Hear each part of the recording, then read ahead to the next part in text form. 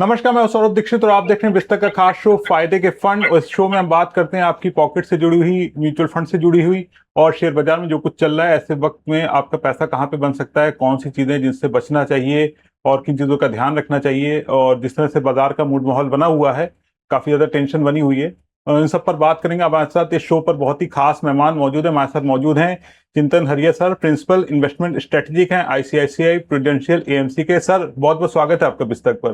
नमस्ते और शुक्रिया मुझे आपके शो पे बुलाने के लिए। सर, जिस तरह से बाजार में उतार चढ़ाव देख रहे हैं, काफी ज्यादा लोगों की चिंता यह है कि क्या करना चाहिए, कहाँ पे पैसा बनेगा, कौन सी चीजों का ध्यान रखना चाहिए। और एक सवाल बार बार आता है कि ये सब जो है उतार चढ़ाव जिस तरह से बना बाजार में, ये कब नॉर्मल होगा।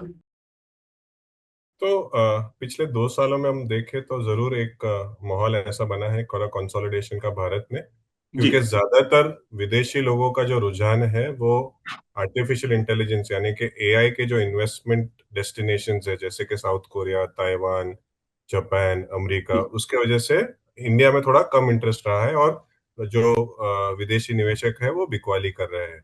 पर जी। आज अगर हम स्थिति देखें तो ऐसी वैल्यूएशन के हिसाब से, ओनरशिप के हिसाब से देखें तो भारत एक उभर कर देश आ रहा है, क्योंकि हमारा करेंसी जो है वो सस्ता हो चुका है दूसरे देशों के मुकाबले। हमारे वैल्यूएशन भी काफी अट्रैक्टिव हो चुके हैं, और इसी के कारण हमें ऐसा लग रहा है कि अगर निवेशक रुके थे अभी तक निवेश करने के लिए, जितनी भी चिंताएं अभी दिख रही थी, एक तो जी। जो मिडिल ईस्ट में टेंशन भी चल रहे थे, वो शायद अभी नहीं होने के कारण निवेशक देख सकते हैं मार्केट में एडिशनल निवेश करने के लिए। जी। सर, जिस तरह से बाजार में गिरावट आई है, तो क्या ये सही मौका है इस समय पैसा लगाने का, या अभी थोड़ा सा रुकना चाहिए, इंतजार करना चाहिए। अ, अगर हम देखें बाजार में तो एक्चुअली ऐसी कोई बड़ी गिरावट नहीं आई है। हाँ, जरूर पिछले 2 सालों में पैसा बना नहीं है, पर जी। अगर हम गिरावट की बात करें तो काफी मामूली सा एक हल्का सा करेक्शन हुआ है। मिड एंड स्मॉल कैप में शायद अगर निवेशकों ने ज्यादा निवेश किया होगा तो उनको थोड़ा ज्यादा उसमें शायद फॉल दिखा होगा, और अभी पिछले 3 महीने में राइज भी दिखा है। पर जी। उसके अलावा अगर हम देखें तो उतना शायद करेक्शन नहीं हुआ है। और उसका एक बड़ा कारण घरेलू निवेशक है, क्योंकि घरेलू घरेलू निवेशक अ, इतने समय से एसआईपी के द्वारा निवेश कर रहे हैं। करीबन 30,000 करोड़ अभी आ रहे हैं हर महीने। तो भारतीय बाजार को एक स्थिरता मिल रही है और एक अच्छी सी स्टेडीनेस के वजह से और भी लोगों का कॉन्फिडेंस बढ़ रहा है और पैसा लगाने के लिए। ठीक। सर, आपको कहाँ पर अभी मौका नजर आ रहा है कि जहाँ पे पैसा बन सकता है आने वाले वक्त में। तो अगर हम देखें तो भारत एक ऐसा देश है जहां पर 140 करोड़ की आबादी होने के कारण सभी क्षेत्रों में ग्रोथ, डिमांड की जो ग्रोथ है वो हो रही है। तो हम गाड़ियों के मामले में देखें या फिर एनर्जी के मामले में देखें, जी। हेल्थ केयर के मामले में देखें, तो सभी क्षेत्र में ग्रोथ दिखेगा। पर हाँ, अगर हम देखें कि large, mid and small cap में देखें तो लार्ज कैप का जो वैल्यूएशन है वो ज्यादा कंफर्टेबल है, और इसीलिए लार्ज कैप की तरफ हमारा कंफर्ट बहुत ज्यादा है। मिड जी। एंड स्मॉल कैप में आपको स्टॉक सिलेक्शन करना पड़ेगा, क्योंकि इतने सारे स्टॉक्स हैं। कुछ स्टॉक्स महंगे हैं, कुछ स्टॉक्स ठीक ठाक है, कुछ स्टॉक्स की जो ग्रोथ है वो बहुत अच्छी है। तो उन्हें चुनना पड़ता है, और उसके कारण मिड एंड स्मॉल कैप में आपको शायद बॉटम अप स्टॉक पिकिंग की तरफ जाना पड़े। लार्ज कैप में आप कहीं पे भी एक्टिव पैसे कहीं पे भी निवेश कर सकते हो। जी। सर, अगर म्यूचुअल फंड की बात करें तो आपको किस तरह के म्यूचुअल फंड है जिन पर जो ज्यादा अच्छे लग रहे हैं, जिन पर भरोसा करना चाहिए।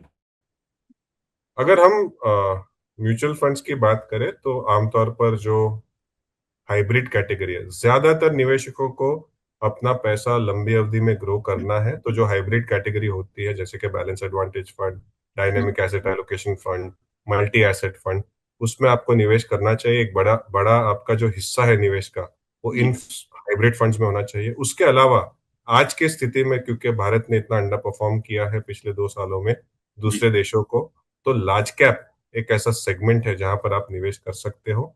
लार्ज कैप के साथ साथ फ्लेक्सी कैप में भी आप निवेश कर सकते हो।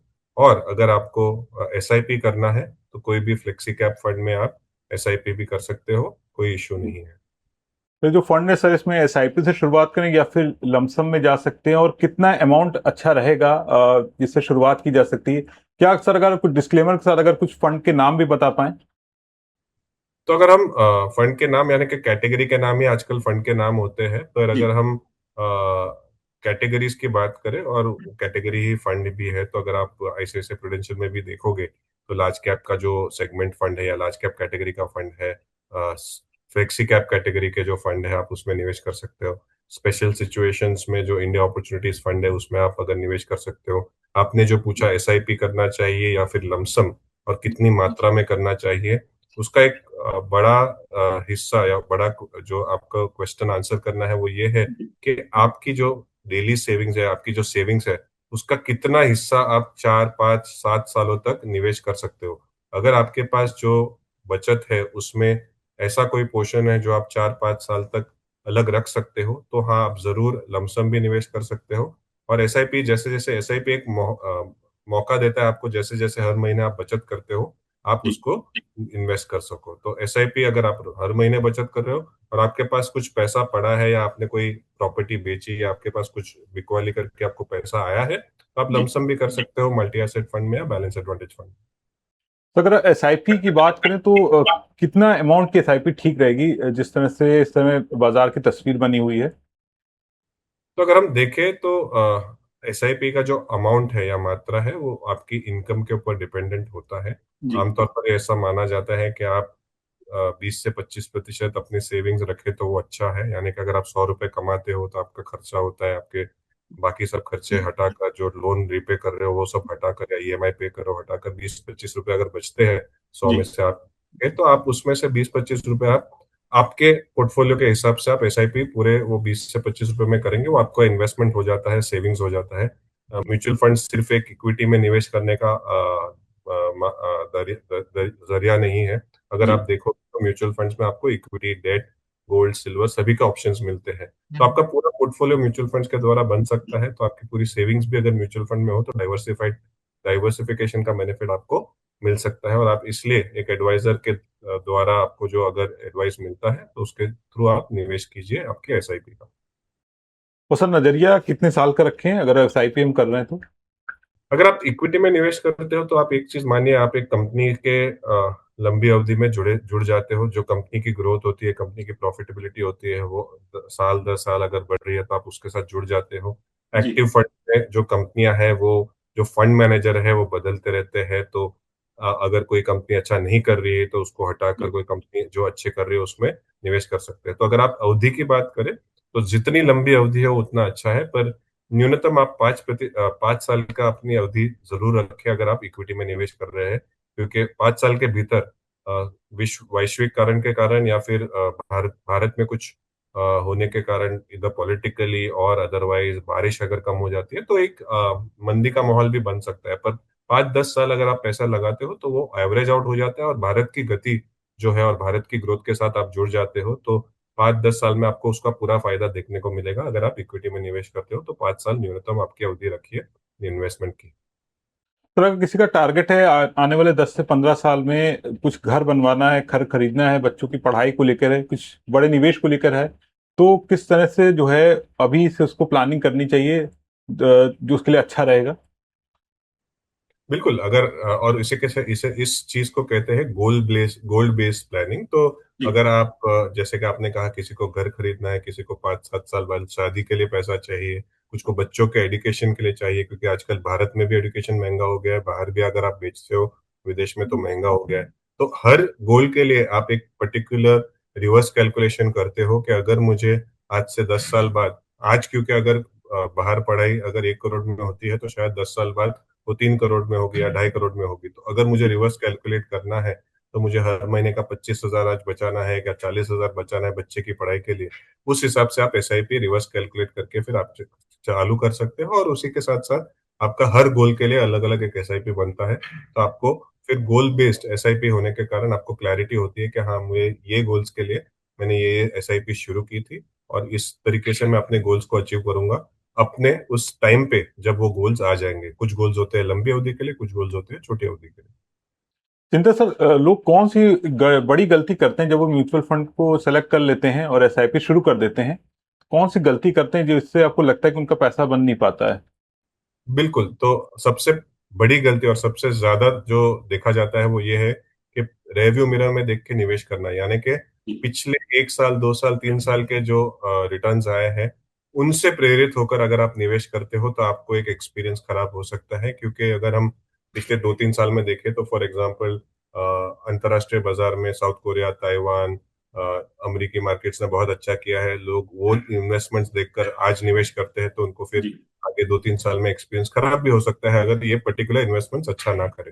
तो सबसे बड़ी गलती होती है, आप प्रीवियस इन्वेस्टमेंट यानी कि पहले के परफॉर्मेंस देख के आज निवेश करते हो। आपका प्रश्न होगा कि आगे का परफॉर्मेंस तो आपको भी पता नहीं है, हमको भी पता नहीं है, तो हम कैसे डिसाइड करें? तो उसके जी लिए एक चीज इंपॉर्टेंट है कि आप जो डाइवर्सिफाइड फंड्स होते हैं, जो लार्ज मिड स्मॉल में निवेश करते हैं, सभी तरीके की कंपनियां सभी तरीके के सेक्टर्स में निवेश करते हैं, उनमें जी आपका जो हिस्सेदारी है वो ज्यादा से ज्यादा हो, हाइब्रिड कैटेगरी में ज्यादा से ज्यादा हिस्सा हो, और जो sectors, themes, mid and small cap में आपका इन्वेस्टमेंट हो वो आप सीमित रखें, तो आपको उसका जो नेगेटिव इफेक्ट है वो नहीं होगा, उसके कारण आपका ओवरऑल एक्सपीरियंस अच्छा होगा। तो एक ही गलती आमतौर पर हम देखते हैं, निवेशक करते हैं, पहले के इन्वेस्टमेंट के रिटर्न्स को देख के आज जी निवेश करते हैं, और फिर जब वो इन्वेस्टमेंट खराब हो जाता है अगले 6-12 महीने में, क्योंकि साइक्लिकलिटी हर चीज में होती है, तो आपको उसमें देखने को मिलता है कि इन्वेस्टमेंट फिर निकाल लेते हो आप।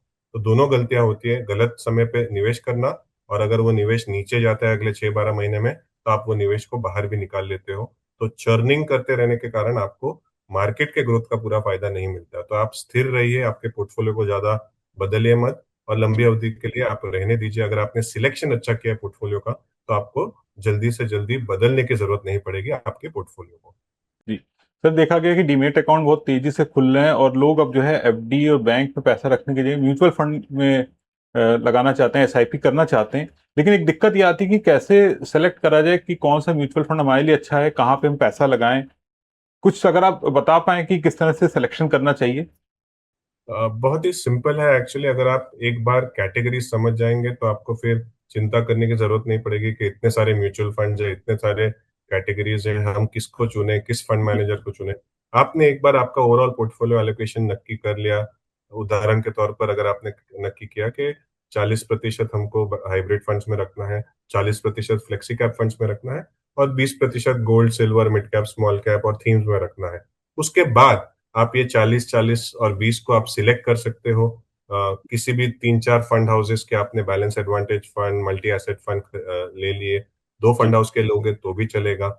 उसी के साथ साथ लार्ज कैप और फ्लेक्सी कैप फंड्स आपने जोड़ दिए बाकी के 40% हिस्से में, और जो 20% हिस्सा है आपने आपके हिसाब से, या फिर आपको जो सही लगे, या फिर जो एक्सपर्ट्स आपको बताते हैं mid cap, small cap, themes, वो 20% तक आप सीमित रखें। तो ये जो मिश्रण है उसके कारण आपको पूरा फायदा भी मिल जाएगा लंबी अवधि के लिए, और जी आपका पोर्टफोलियो भी अच्छी तरह से बन पाएगा।